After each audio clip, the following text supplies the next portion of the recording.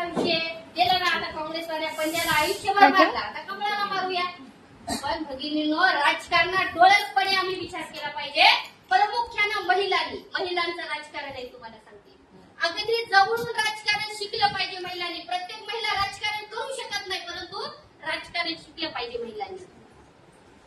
जे आम्ही निवडून देतो जिल्हा परिषद मेंबर, ते बोलतात का हो जिल्हा परिषद मध्ये सेस फंड आहे, माझ्या अर्धवेळ स्त्री परिचय बाईला काहीतरी लागू करा, बोलतात का?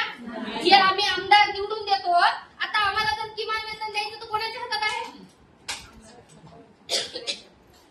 कोणाच्या हातात आहे? कोण सांगू शकते? शिकलं पाहिजे. आम्ही किमान वेतन दिल्लीला तयार होते, महाराष्ट्राचं किमान वेतन मुंबईला तयार होते सभागृहामध्ये.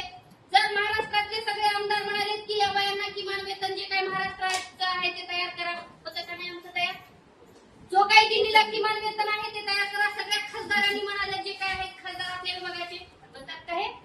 यांना निवडून गेलं तर फक्त एकच प्रश्न पडतो की कशात आम्हाला किती मिळतं आणि एक बिल्डिंग आहे त्याची दोन कशी करावी. म्हणून राजकारणात सुद्धा जेव्हा तुमच्या जवळ येतात ना जिल्हा परिषद निवडणुकांमध्ये, तेव्हा आम्ही विचारलं पाहिजे, बाबा भाऊ दिवाळी भाऊबीज मागतोय ना, गेली 10 वर्षापासून आम्ही देत नाही ना बाबा, तू मग कशाला तुला मत द्यावं आम्ही?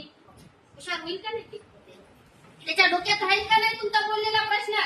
म्हणून राजकारण सुद्धा आमच्या जवळच आहे. या राजकारणाने सगळा सत्यानाश केलेला आहे, म्हणून आम्ही अर्धवेळ उपाशीपोटी जगतो आहे.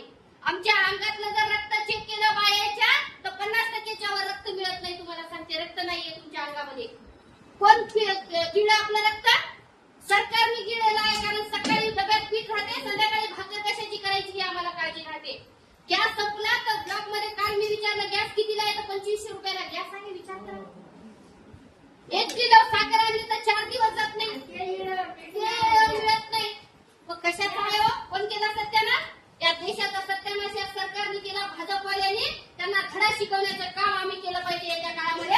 आणि जो आमच्या बाजूला विचार करेल, जो आम्हाला न्याय देईल, अशा सरकारला आम्ही विधानसभेमध्ये आणि लोकसभेमध्ये पाठवण्याचं काम केलं पाहिजे. जे जिल्हा परिषद शेत फंडामधून आम्हाला आयडी कार्ड, आम्हाला युनिफॉर्मचा विचार कराल, आम्हाला भाऊबीजचा विचार कराल, त्या जिल्हा परिषदला आम्ही जिल्हा परिषद मेंबरला आम्ही या जिल्हा परिषद पाठवण्याचं काम केलं पाहिजे. हे सगळं राजकारण सुद्धा आमच्या आजूबाजूचं आहे.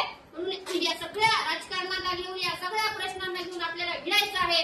परंतु जाता जाता परत एकदा एक सांगते, 1 तारखेची तयारी जबरदस्त करायची आहे, ती करूया आणि अशाच भेटीगाठी आपण घेत राहूया. एवढंच बोलतो आणि तुमच्या